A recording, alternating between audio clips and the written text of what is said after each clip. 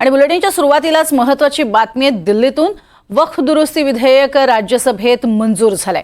या विधेयकाच्या बाजूने 128 तर विरोधात 95 मतं पडली आहेत। वक्फ सुधारणा विधेयक 2025 लोकसभेनं आधीच मंजूर केलेलं होतं आणि आता ते राज्यसभेतही मंजूर झालेलं आहे।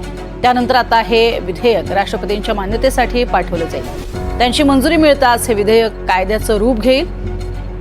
राज्यसभेमध्ये वक्फ दुरुस्ती विधेयकावरती काल लोकसभेत 12 तासांहून अधिक काळ चर्चा झाली होती आणि उशिरा लोकसभेत ते मंजूर करण्यात आलं। त्यानंतर राज्यसभेत हे विधेयक चर्चेसाठी ठेवण्यात आलं आणि ते विधेयक राज्यसभेतही मंजूर झालं।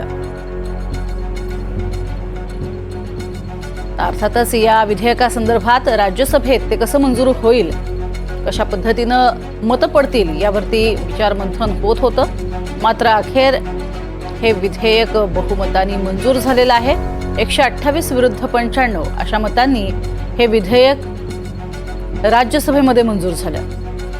याआधी लोकसभेमध्ये सुद्धा 288 मतांनी ते मंजूर झालेलं होतं आणि त्यानंतर राज्यसभेतही बहुमतानं ते मंजूर झाले। आता राष्ट्रपतींच्या एका स्वाक्षरीनंतर त्याला कायद्याचं रूप येईल आणि त्यानंतर मग संपूर्ण भारतभरात या विधेयकातील दुरुस्तींप्रमाणे वक्फ बोर्डामध्ये काही नियम अटी यांचं पालन करणं हे बंधनकारक असेल।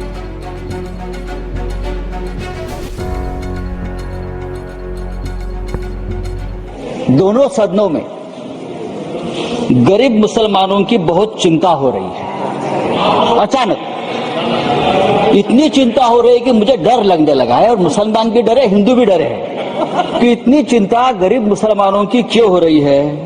रिजू जी, मैंने आपका भाषण सुना, फिर गृह मंत्री जी का भाषण सुना। मुसलमानों की इतनी चिंता बैरिस्टर जिन्ना भी नहीं करते। बैरिस्टर मोहम्मद अली जिन्ना ने भी कभी इतनी चिंता मुसलमानों की नहीं की थी, वो आप कल से कर रहे हो। मुझे तो लगा कि बैरिस्टर जिन्ना का कब्र से आत्मा उठकर अपने शरीर में घुस गया।